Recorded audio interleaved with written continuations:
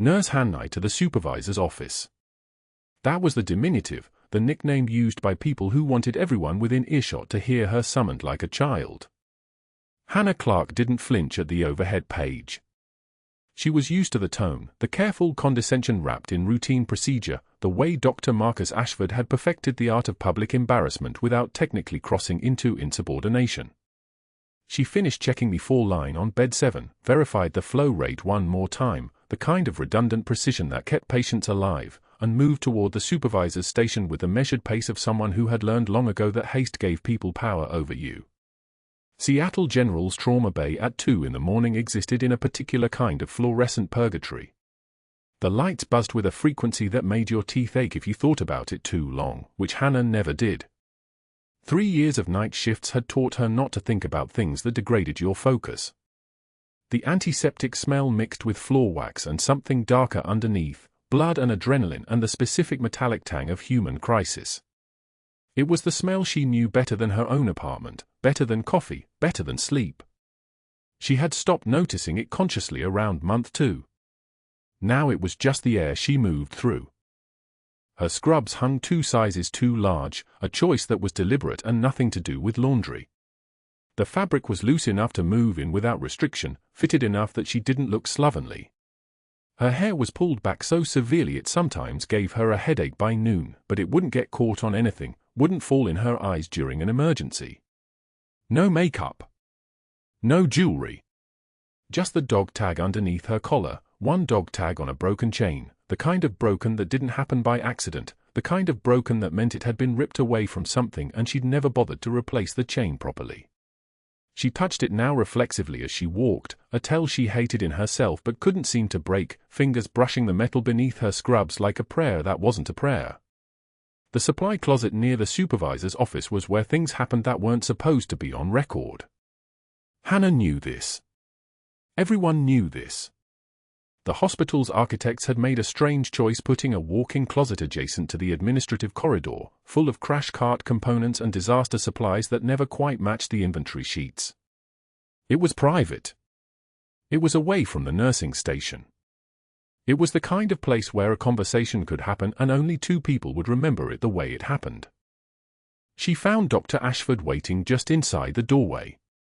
He had that look about him, the silver-haired surgical attending in a Brooks Brothers shirt under his white coat, the wedding ring that cost more than her annual salary, the kind of presence that made the air pressure change when he entered a room. He was tall enough that she had to adjust her posture to meet his eyes, which was probably intentional. Everything about Ashford was intentional. He had built his reputation on an obsessive attention to protocol, to hierarchy, to the careful construction of institutional power. 3 years at Seattle General meant she had watched him work the board of directors the way a vintner curates a wine collection, with patience, with purpose, with the understanding that power accumulated in small increments and could be weaponized with surgical precision. "Close the door," he said. She did. The supply closet was smaller when both of them occupied it. She could smell his cologne, something expensive and aggressively neutral, and underneath it, the antiseptic smell that clung to everything in the hospital. Ashford stood too close, the kind of close that was deliberately within the space where most people would step back, where retreat became the default, where the physical geometry of the room itself became a negotiation tactic. "You had a moment of hesitation at Colonel Reeves's bedside," he said. "Not a question." Hannah kept her voice level. Quiet. The kind of quiet that came from understanding that volume was a weapon and she chose not to use it. "I was reading the chart." "You were hesitating." He let that hang in the air between them. His eyes were the color of old ice, the kind of blue-gray that looked genteel in photographs and predatory in person. In front of 3 residents. "That hesitation looked like you questioning my assessment of the case." "That looked like insubordination." She didn't respond. The smart play was to let him talk, to let him establish the pattern of attack, to understand the angle he was working toward. In 17 years of service, her real service, the kind that didn't exist on any hospital records, she had learned that silence was often the most effective weapon. It made people uncomfortable. It made them reveal more than they intended. "I've built something here, Clarke." He moved slightly closer. A reputation. A standard.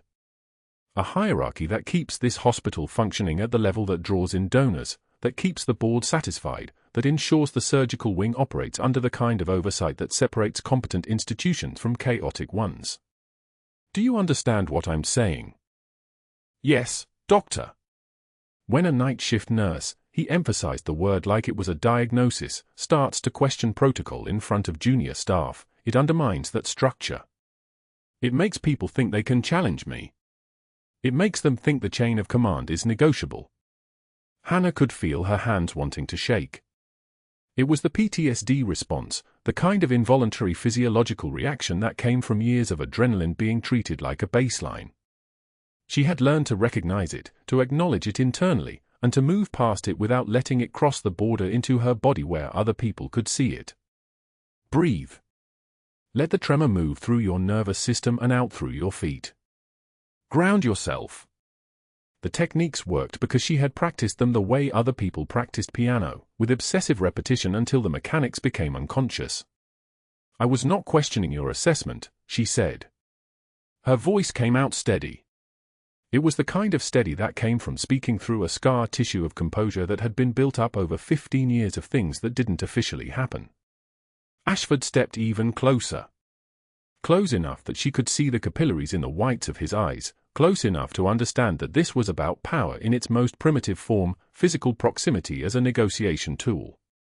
If you deviate from protocol one more time, if I see even a hint of you challenging my authority in front of anyone on this floor, I will contact the medical board. I will have your license reviewed. Do you understand what that means? I understand, doctor. I don't think you do. His voice dropped lower. It was the kind of voice that came from someone who understood that menace worked best when whispered. I don't think you understand what I'm capable of. I don't think you understand what happens to nurses who forget their place in an institution like this. Careers end quietly, Clarke. People disappear from the system. One phone call to the licensing board and your next job application gets flagged before anyone even reads it. Hannah held his eyes. She didn't blink. The trembling that wanted to happen was happening internally now, a kind of shaking that existed only in her neurons and her adrenal glands, a private geography of physical response that stayed locked behind her composure. This was the skill that had kept her alive in places where hesitation meant death. The ability to receive threat and process threat and continue functioning without the other person seeing the calculus happening in her nervous system. I understand, she said again. Good. He stepped back. Just slightly. Just enough that the immediate physical threat receded to something more abstract. Go back to your floor. Focus on the routine cases. Understand that you are not special here. You are not a decision maker. You are a competent pair of hands, and that's all. As long as you stay in that lane, we won't have any problems. She nodded. She didn't trust her voice for anything more than the gesture. He moved toward the door, then paused. And Clarke? Don't ever make me call you Hannah over the overhead system again. That was a courtesy. Next time will be different. He left her alone in the supply closet surrounded by crash cart components and disaster supplies that smelled like plastic and latex. She stood there for exactly 3 seconds, long enough to let her body process the adrenaline, short enough that no one would notice her absence. Then she touched her dog tag again, feeling the small cold weight of it, and walked back to the trauma bay. The ER radio was already crackling when she returned. Incoming helicopter. Military trauma. ETA 8 minutes. The dispatcher's voice was clipped, professional, the kind of neutral that meant the case was going to be bad. GSW complications from overseas. Patient is a colonel, Green Beret, name of Marcus Reeves. Helicopter trauma meant the patient was coming hot, meant the surgical team would need to assemble, meant the careful hierarchy that Dr. Ashford had just spent the last 15 minutes defending was about to become irrelevant because the only thing that mattered in a trauma bay was competence. Hannah felt something shift in her chest. Just slightly. Just enough that she noticed. She knew that name. She knew it because her 17-year-old son Ethan had mentioned it exactly twice in the last 6 months, had said it the way you say the name of someone you respect, someone whose judgment you've trained to follow, someone who had been given authority over your life in a way that was simultaneously ordinary and profound. Colonel Marcus Reeves. Ethan's commanding officer. The rotor wash from the incoming helicopter shook the windows. It was a sound she hadn't heard in 15 years, not since Kandahar, not since the last helicopter evac when she had been loaded out with a field thoracotomy scar fresh on her left side and orders to disappear that came from people who didn't give suggestions. The sound of helicopter rotors was muscle memory. The sound of helicopter rotors was her heart rate climbing to 140. The sound of helicopter rotors was the part of her that never actually left that field hospital trying to claw its way back to consciousness. She organized the trauma bay with the kind of automatic precision that came from muscle memory that was older and deeper than conscious thought. Level 1 rapid infuser. 14-gauge angiocath needles. Thromboelastography machine warmed and ready. Type O negative uncrossed. She moved like water, like the institutional machinery of her hands had simply remembered how to work without her mind having to direct them. "Clarke, get me vascular access," Ashford said, and she realized he had come out to oversee the incoming, which meant this was going to be a teaching case, which meant she was going to have to perform under observation by the man who had just spent 15 minutes explaining to her exactly how little her competence mattered in the institutional hierarchy of Seattle General. The helicopter descended toward the landing pad. The rotor wash made the lights flicker. The sound of it was like standing inside the body of some enormous mechanical predator.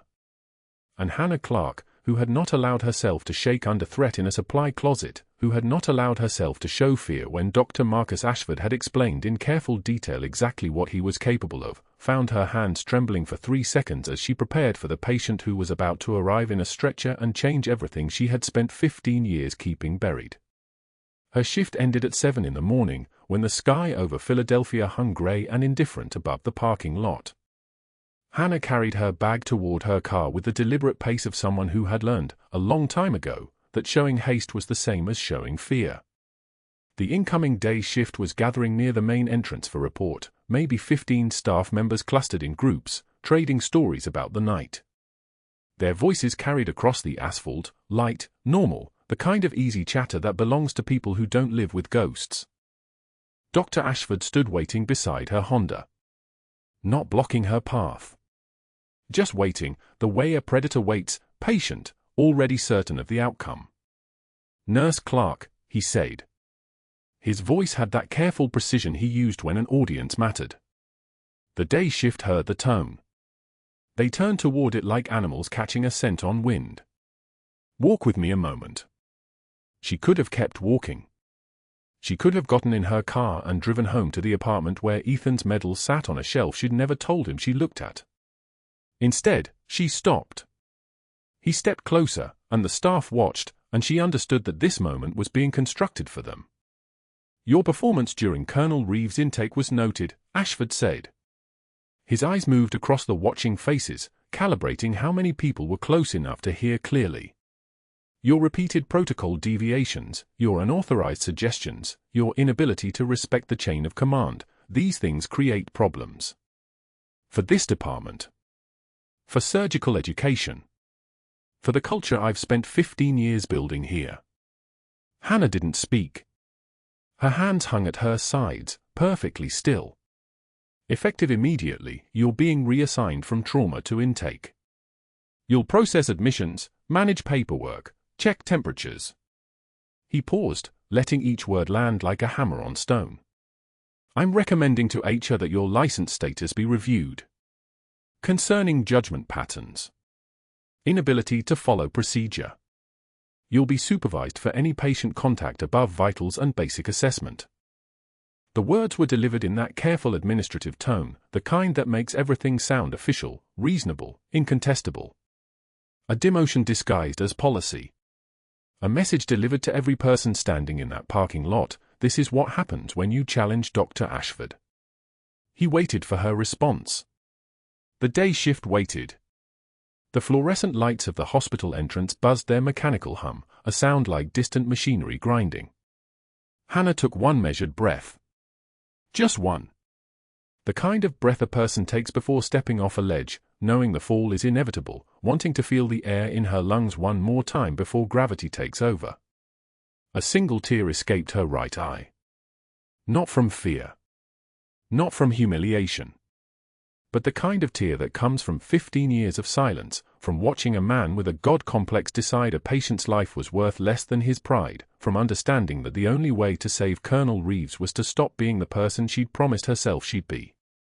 She wiped it away without breaking eye contact. Her hand moved across her cheek with absolute precision, and her eyes never left his. The message was clear: I'm still here. I'm still standing. You haven't broken anything. And then she said, her voice quiet enough that only Ashford heard it, steady as a heartbeat. Colonel Reeves deserves better than your ego. And you know it. He flinched. Just slightly. A small contraction of muscle at his temple, a tightening around his eyes.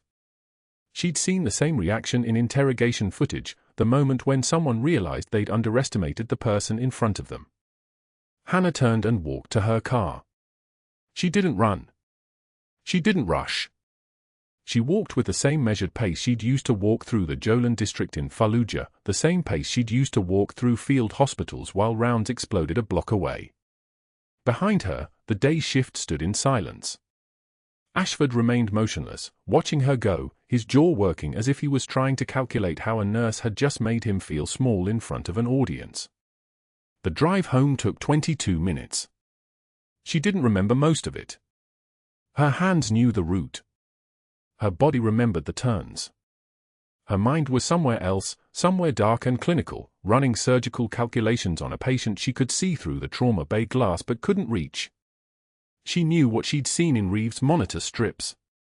She knew what the declining cardiac output meant. She knew that Ashford's conservative 48-hour observation protocol was a calculation based on textbook medicine, not on actual anatomy. The shrapnel was migrating. She'd seen the trajectory on the CT scan before he'd ordered her away from the imaging room. Every hour that passed was an hour the fragment moved closer to his left anterior descending coronary. Every hour was a ticking clock with a patient's life marking the seconds. For 2 days, she worked intake. Processed paperwork. Checked temperatures on people who didn't know her name. Watched the trauma bay through glass walls like someone looking at the world from underwater. She tracked Reeves' monitors obsessively, heart rate stable but declining in reserve, blood pressure creeping down fractionally, the subtle electronic whisper of a system destabilizing in real time. She approached Dr. Ashford twice with the updated data. The first time, he was writing surgical notes. "Doctor, the serial troponin levels show," he didn't look up. "I'll review it with the residents, thank you." The second time, she had printouts of the chest x-rays showing the shrapnel position compared to baseline. He glanced at the films for 3 seconds. "Unchanged, nurse. Your promotion to intake seems to have affected your ability to read imaging. I wouldn't worry about it." Each dismissal was a small knife. Each one was calculated to be felt but not commented on. She wiped her hands clean of it and returned to her desk. On the second night of her reassignment, at exactly 3 in the morning, the monitor alarm shrieked through the hospital like a warning siren. Hannah heard it from intake, that specific combination of tones that meant cardiac arrest.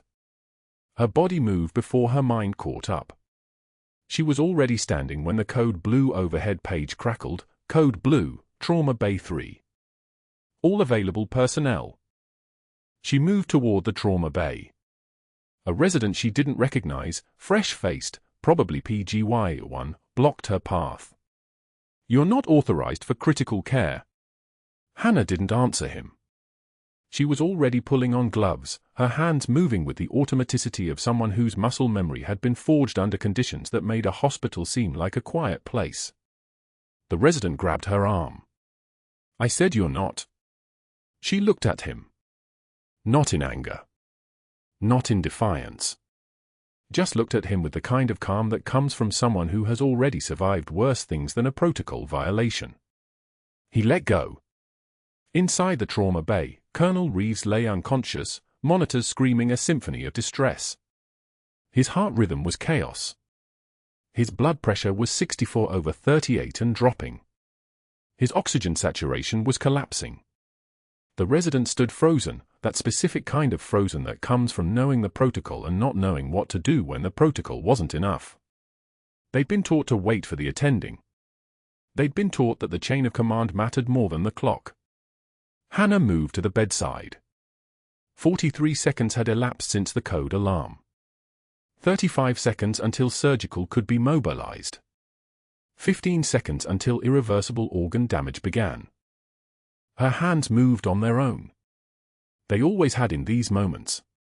She positioned herself at Reeves' left anterior chest wall, found the second intercostal space with her fingers, the anatomical landmarks burned into muscle memory from a different kind of hospital where the choice was a combat knife or watching a patient die. She didn't ask for permission. She didn't announce what she was doing. She simply moved with the terrifying fluid precision of someone who had done this exact procedure when shrapnel and dust fell from the sky and the only instruments available were field issue and improvisation. The needle went in. Smooth. Precise. She hit the pericardial fluid on the first attempt, a plastic catheter finding the sac around the heart and releasing the pressure that had been crushing it. The hiss of air escaping. Fluid draining. Numbers climbing, oxygen saturation rising, heart rate stabilizing, blood pressure climbing back from the edge. 90 seconds. That's all it took. The heart rhythm returned to something resembling normal. The chaos resolved into beats. She removed her gloves in absolute silence and walked back toward the intake desk without making eye contact with anyone. Behind her, the senior resident was staring at the perfectly executed procedure, the kind of procedure that required either a medical degree she'd told no one she had or something else. Something that didn't have a place in a Philadelphia hospital at 3 in the morning. Hannah sat down at her desk. Pulled the next intake form. Printed the patient's name on an admission bracelet with mechanical precision. And waited for the consequences she knew were coming, the way a soldier waits for the other shoe to hit the ground, already understanding that everything had changed and there was no way back to the quiet life she'd built. But that wasn't the worst part. The worst part came later, when she realized that saving Reeves had just sealed her fate, because now someone was going to have to explain how a nurse in intake performed an emergency pericardiocentesis with the precision of a trauma surgeon, and there was only one explanation, and that explanation would pull everything buried about Hannah Clarke into the light. The code team was still 3 minutes out when Hannah moved. She didn't run. She didn't shout for backup. She simply stood, hands steady as surgical steel, and moved toward Colonel Reeves like muscle memory had taken over, because it had. 23 years of muscle memory. 7 of those in a field hospital outside Kandahar where mortar fire meant you didn't wait for a cardiologist. You opened a chest with what you had and prayed the next explosion didn't arrive while your hands were inside someone's ribcage. The monitor screamed. Blood pressure 48/32. Oxygen saturation dropping like a stone, 72, 68, 64.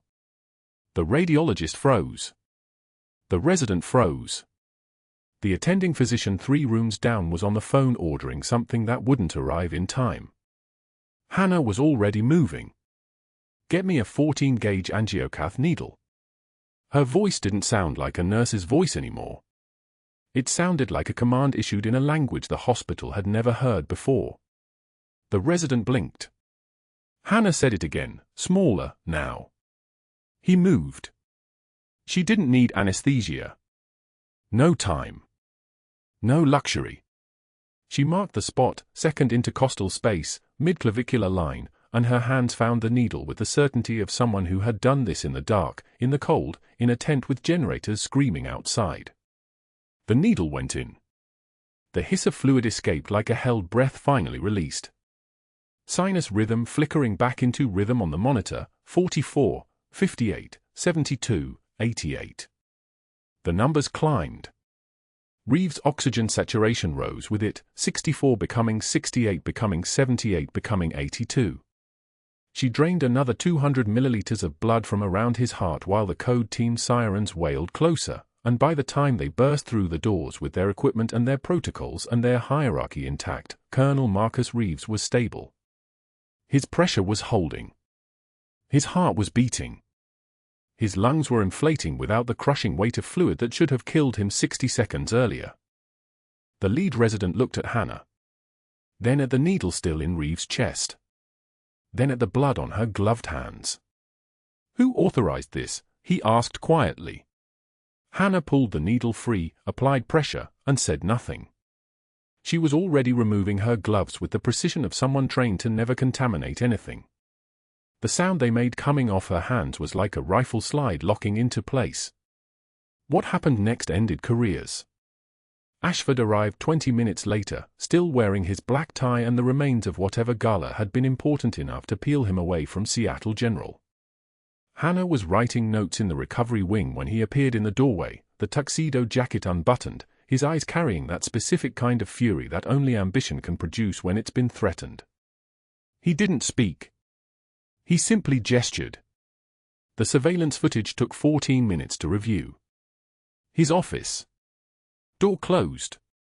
The monitor casting a pale glow across his face as he watched her hands move through the pericardiocentesis, watched her do something that required a surgical license, that required his authorization, that required her to be someone other than what her badge said she was.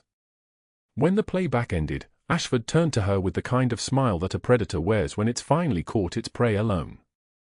"You performed a surgical procedure without physician authorization," he said. Each word fell like a judge's gavel. "You accessed a critical care patient after explicit demotion.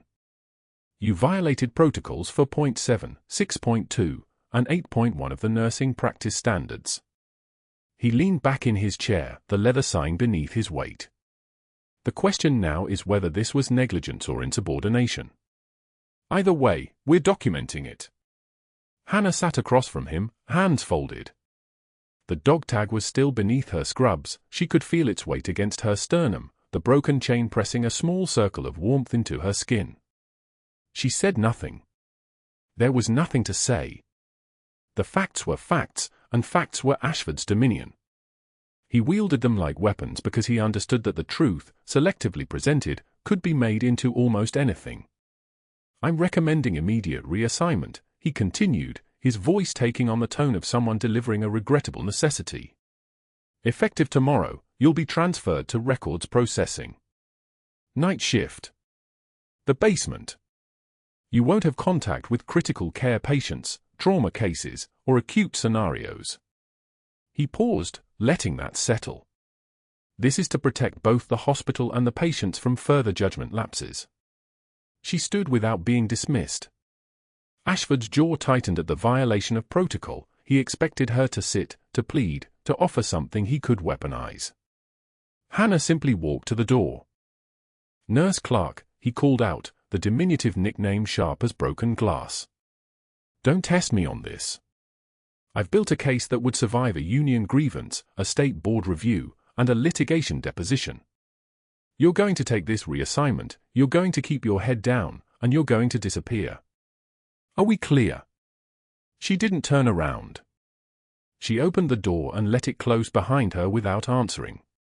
Over the next 72 hours, Ashford dismantled her career with the precision of a surgeon removing a tumor. The reassignment papers came first. Hannah received them at the start of her shift on Tuesday, dated to make it seem like a routine administrative matter, buried in the stack with her new schedule. Records processing in the basement. 11 p.m. to 7 a.m.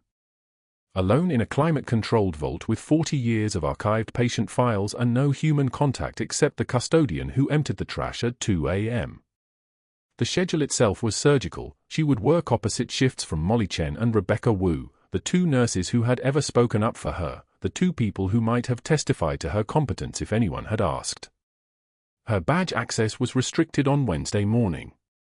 She tried to enter the critical care wing at the start of what she thought would be her last trauma shift and the reader beeped red. Access denied. She could still get to intake, still move through the ED corridors, but the secure doors to the units where lives hung by threads, those were closed to her now. A junior resident saw her standing in front of the locked doors and his face flushed with embarrassment. He swiped her in with his own badge.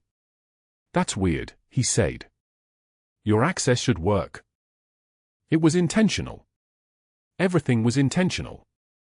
The phone call started on Wednesday evening, after business hours, when there would be no witnesses. Ashford made 3 of them, his voice smooth as expensive scotch when voicemail picked up on the other end. Hannah never heard the calls directly, but she heard about them the way bad news always travels, through concerned nurses, through a shift supervisor's careful conversation, through the kind of professional worry that comes when someone important has started asking questions about you. I wanted to flag some concerning judgment patterns I've observed, Ashford told whoever answered at the State Medical Board, the words carefully chosen, technically accurate, devastatingly incomplete. He discussed the pericardiocentesis without mentioning that Reeves would have been dead without it. He cited protocol violations without explaining the context that had made them necessary. He used the term unauthorized procedures in a way that made it sound like she'd been performing cosmetic surgeries in the supply closet rather than saving a man's life. The language was precise enough to be dangerous. Munchausen by proxy tendency. Judgment concerns. Pattern of insubordination. On Thursday morning, Ashford's assistant delivered a file folder to Hannah, copies of performance reviews she'd never received, warnings she'd never been given, documented concerns that existed only in archived emails with timestamps conveniently placed in the past. He'd backdated an entire disciplinary history. The skill of it was almost admirable. Almost. By Friday, when Hannah arrived for her night shift in the basement, the termination papers were waiting. The Human Resources Director, a woman named Patricia who had never spoken to Hannah directly before, who looked deeply uncomfortable delivering this conversation, slid the papers across a desk in an empty office. The fluorescent lights hummed overhead, that specific fluorescent hum that sounds like the hospital breathing. Dr. Ashford has documented a pattern of insubordination and dangerous practice deviations, Patricia said quietly.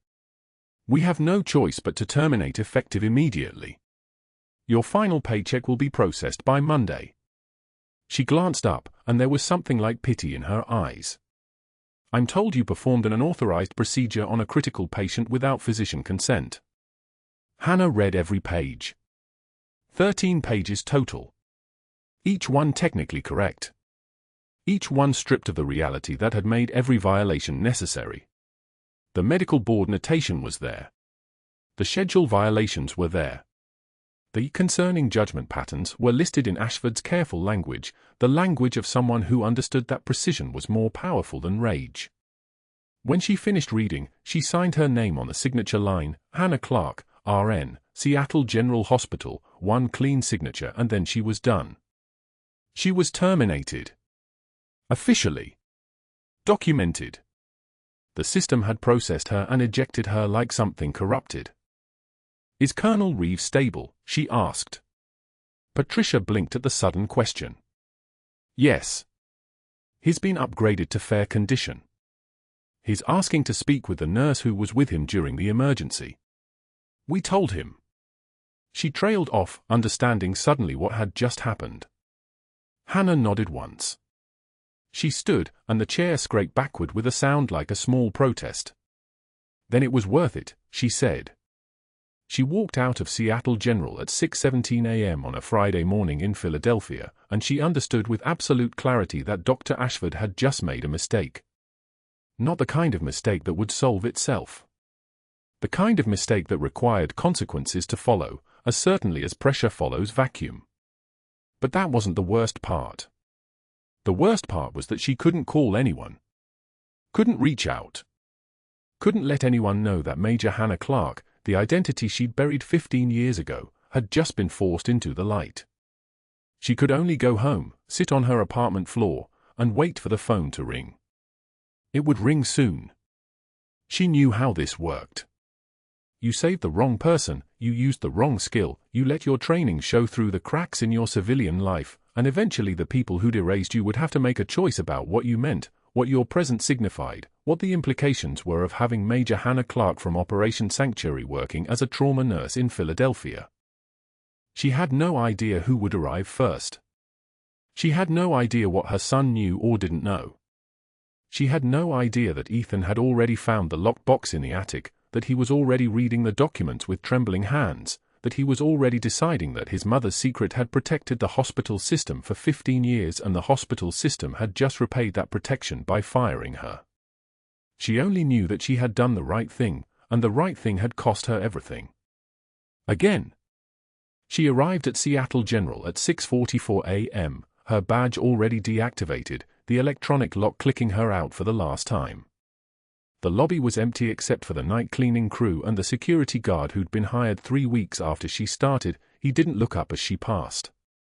The Human Resources office sat on the 3rd floor, fluorescent lights casting everything in that particular hospital pallor that made everyone look faintly diseased. Margaret Chen from HR was already at her desk, coffee steaming, termination papers stacked in a folder with Hannah's name printed on the tab in clinical typeface. Major Clarke, Margaret started, then stopped, catching herself. Ms. Clarke. We received the formal board recommendation yesterday. Dr. Ashford's documentation is quite extensive. Hannah didn't sit. The papers slid across the desk toward her, 17 pages of protocol violations, each one technically accurate, each one stripped of the context that made it survival. The pericardiocentesis was listed as unauthorized emergency procedure performed without attending physician approval. No mention that the attending physician was in the break room. No mention that Colonel Reeves had been dead in 30 seconds without intervention. No mention that her hands had moved on training older than Ashford's medical degree, muscle memory from a field hospital in Kandahar where decisions made in 3 seconds meant the difference between a soldier going home to his family or going home in a flag-draped box. The reassignments were itemized, repeated insubordination regarding surgical protocols, inability to accept chain of command, documented instances of questioning physician directives in front of residents. The medical board contacts Ashford had called weren't named, just listed as 3 peer consultations regarding fitness for practice. But Hannah knew what those calls had contained. The careful language. The professional tone. The knife twisted with surgical precision. The documentation supports termination for cause, Margaret said quietly. She was a good woman. Hannah had seen her cry in the break room once after a patient died. Your final paycheck includes severance. 2 weeks, given your tenure. I'm sorry. Hannah signed where indicated. Her signature looked like someone else's writing, too careful, too controlled, the way you write when you're not sure if your hands belong to you anymore. Margaret slid an envelope across the desk. Inside was a list of resources, unemployment filing, COBRA information for health insurance, a therapist recommendation that came with a hospital discount. All the paperwork of disappearing. By 7:15 a.m., she was in the basement. The industrial laundry room hummed with the sound of 4 commercial washers running simultaneously, that steady white noise that swallowed everything else. Rosa Mendez was folding clean hospital linens. She'd worked nights here for 11 years, her hands moving with the automatic precision of someone who'd folded 10,000 sheets. She looked up as Hannah entered. Mija, what are you doing down here? Rosa's English carried the accent of Santo Domingo, her voice the kind that made you think of home even if you'd never been there. You're not on laundry rotation. Hannah pulled open her locker, the same locker that had held her scrubs for 3 years. Inside were 3 sets she'd purchased herself, washed 100 times until the fabric had softened to something between cotton and skin. There was also her employee badge, the laminated photo showing a woman who looked like her but wasn't quite her, someone still learning how to be invisible. I'm done, Hannah said. The words came out flat, the way information is transmitted when emotion would just get in the way. Rosa's hand stopped moving. What do you mean, done? Terminated. For cause. Hannah pulled the scrub tops from the locker and laid them on the folding table. The fabric was still warm from the dryer, a small kindness from the industrial washers. She began folding the first top, smoothing the sleeves with the precision of someone folding a flag for burial. Down the center. Crease sharp as a blade. Then the sides, turning in, the geometry of it so perfect that there was nothing left but order.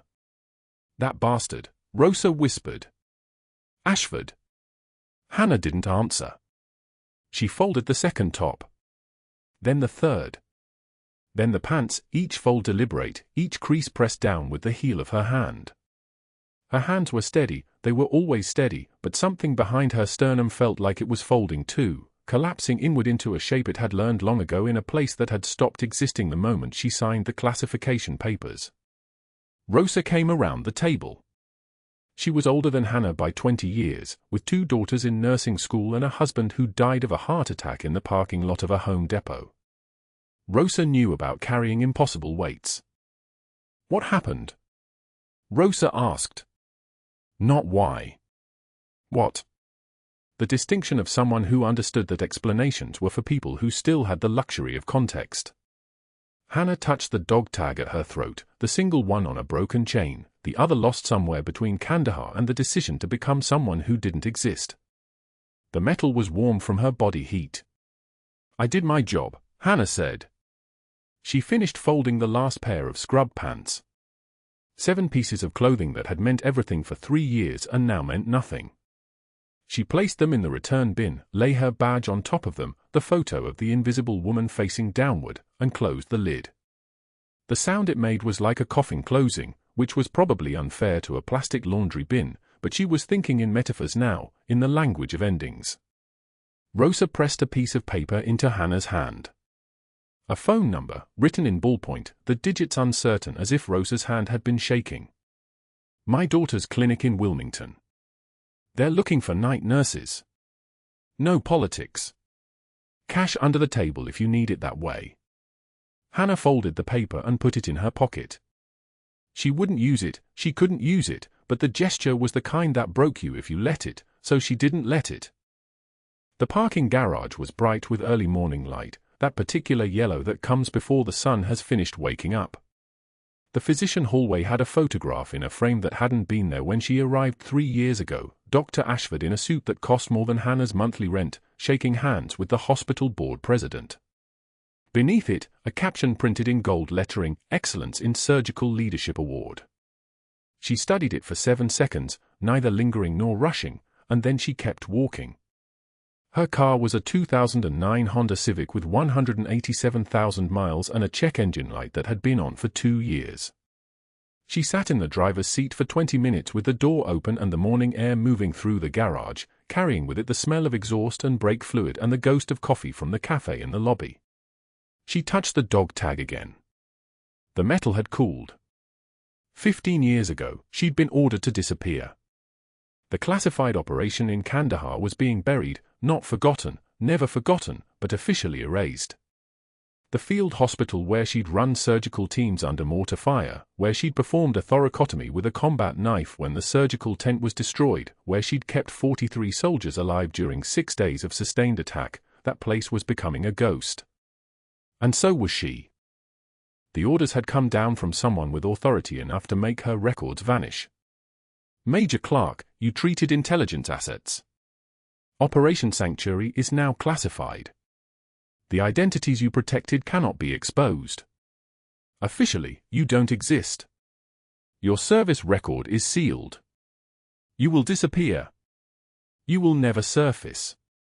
If you expose yourself, 12 undercover operatives and their families will be executed." The voice on the phone had been calm, the way you speak when you're asking someone to swallow their entire life. She'd obeyed because that's what soldiers did. She'd taken her discharge papers and her sealed records and she'd become Hannah Clarke, registered nurse, the kind of person who worked night shifts and never spoke about her past and kept her head down. She'd raised Ethan alone, told him that his father had been honorably discharged and worked in logistics now, somewhere far away. A clean story. A survivable lie. But you couldn't be invisible and alive at the same time. You could only choose which parts of yourself to bury.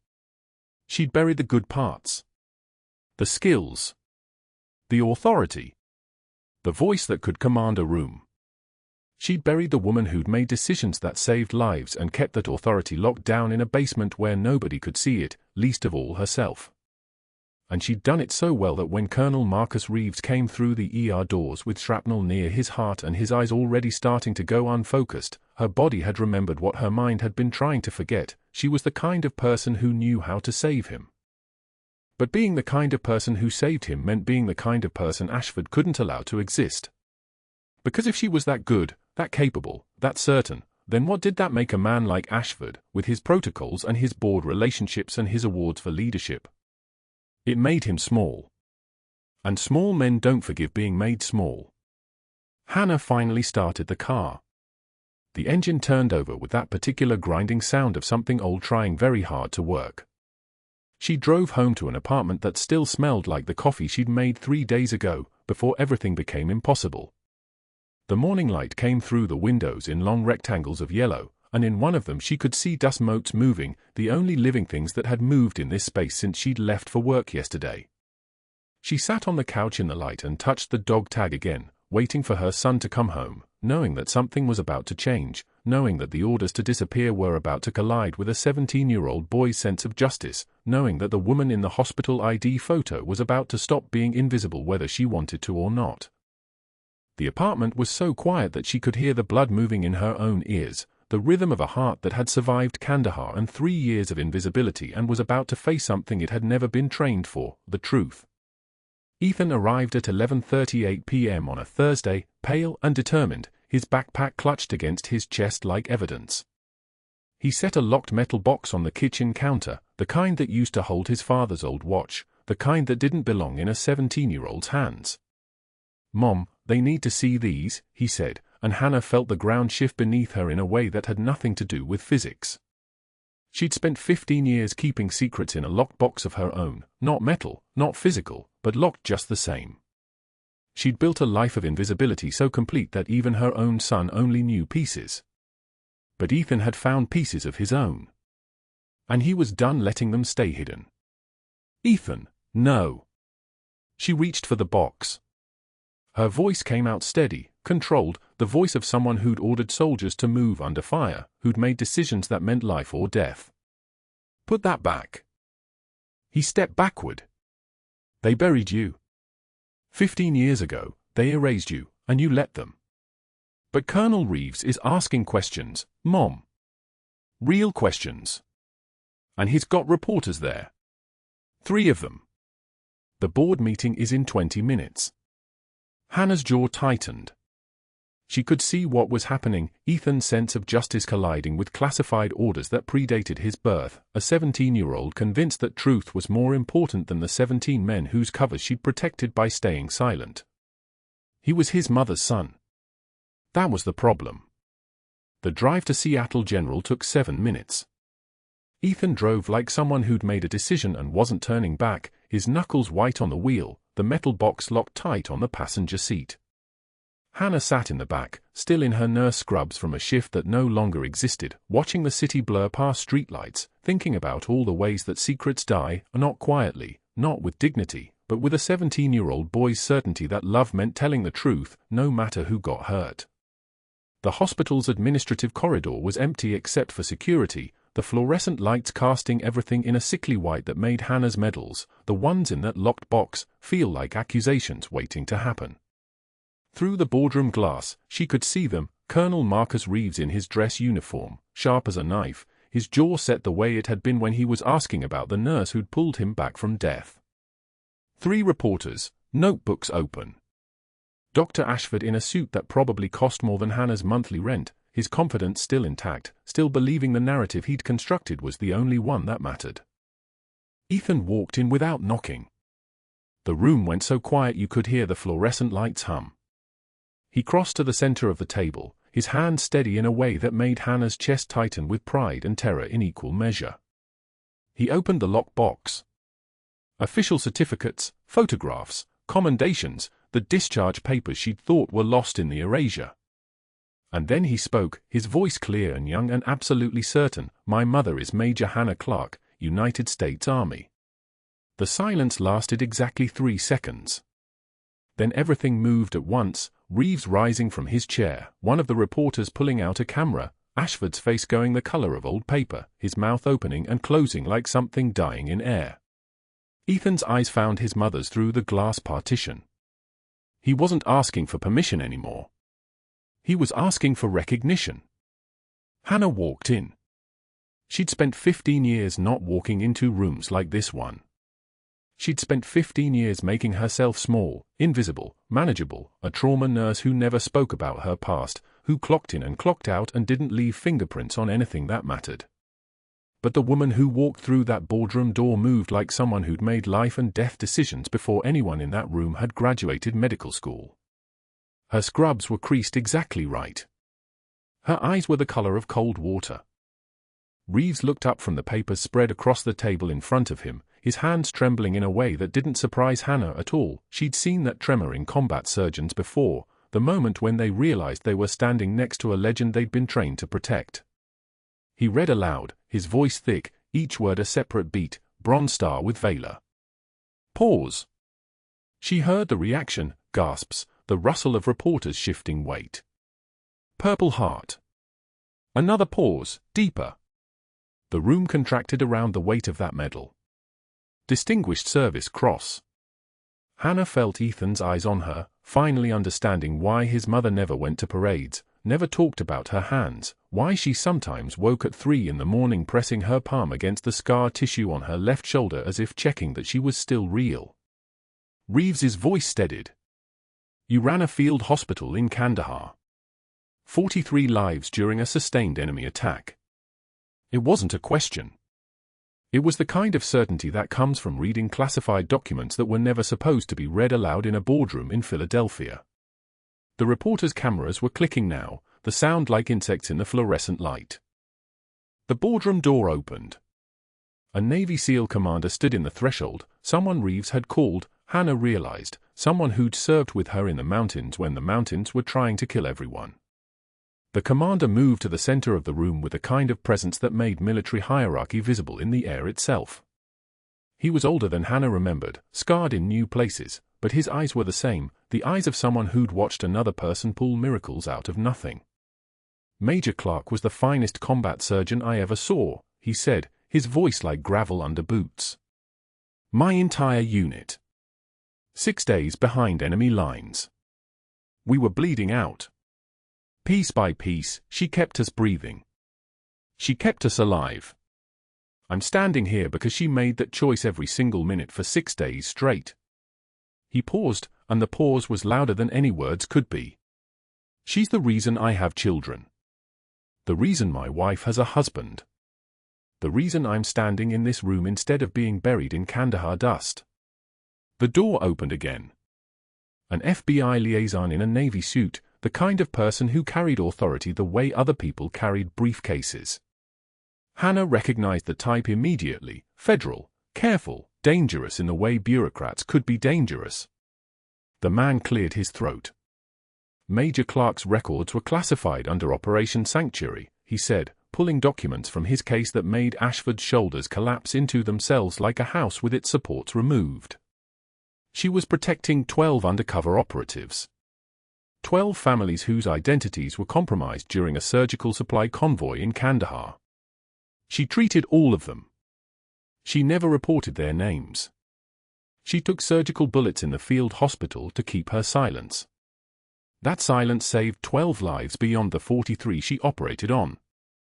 Hannah stood absolutely motionless while the FBI liaison laid out the federal investigation into Seattle General Surgical Wing, the investigation that Ashford had triggered when he made those 3 careful phone calls to the medical board, the same board that was now receiving federal subpoenas.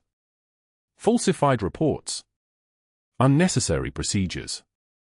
Medicare fraud totaling $2.3 million.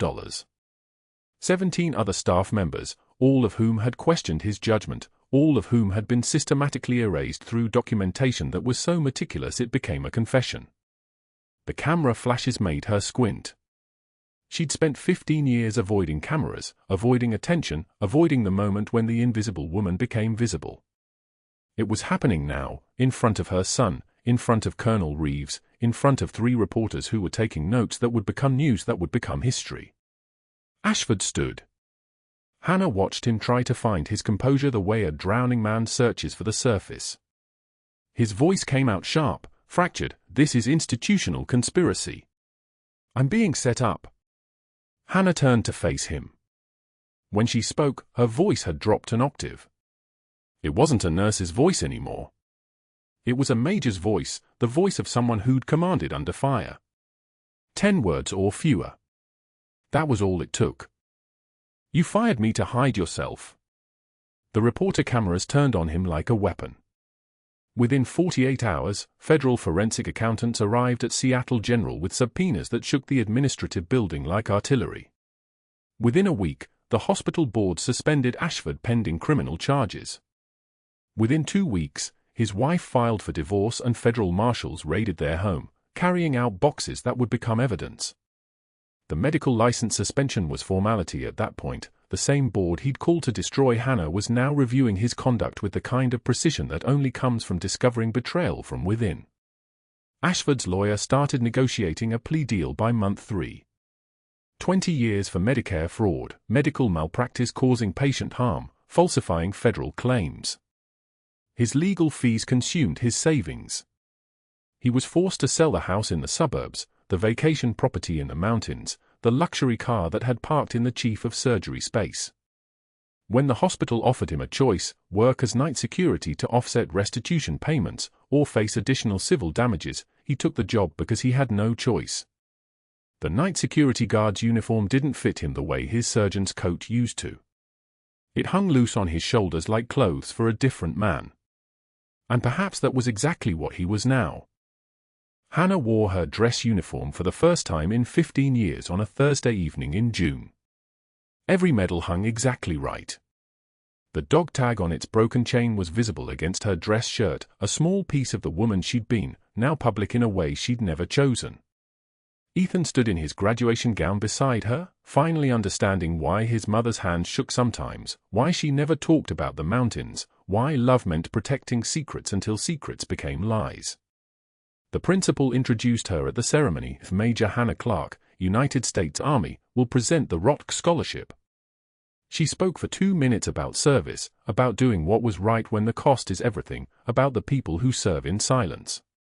The audience was so still you could hear the wind moving through the trees outside. After the ceremony, they walked past Seattle General. Hannah had accepted her job back, trauma coordinator, back pay, a formal apology written by the board with federal oversight. She'd negotiated conditions. 2 nurses Ashford had buried would be reinstated. Ethan had already written his application letter for the Army. Through the main entrance window, she saw him. Dr. Marcus Ashford, sitting at the night desk in a navy blue security uniform, checking visitor badges, the hospital ID that once read Chief of Surgery, now reading security personnel, night shift. He looked up at the exact moment she passed, and their eyes met through the glass. Hannah took one measured breath, held his gaze for 5 full seconds without blinking, and then turned away with Ethan beside her. That was the moment when the invisibility ended. Not with shouting or triumph, but with quiet, absolute dignity. She'd been erased, and she'd come back. She'd been fired, and she'd chosen to stay. She'd been broken, and she'd healed others instead of breaking them back. Colonel Reeves caught up with them on the sidewalk, his dress uniform sharp against the evening light. He didn't say anything. He just saluted. And that was everything. If you ever wondered what happens when the world finally sees what it's been missing, subscribe to our channel. Because the quietest people in the room might just be the ones holding everything together. Leave a comment. What would you have done in Hannah's position? And hit that like button if you believe heroes walk among us, sometimes in scrubs, sometimes in silence. Because they do.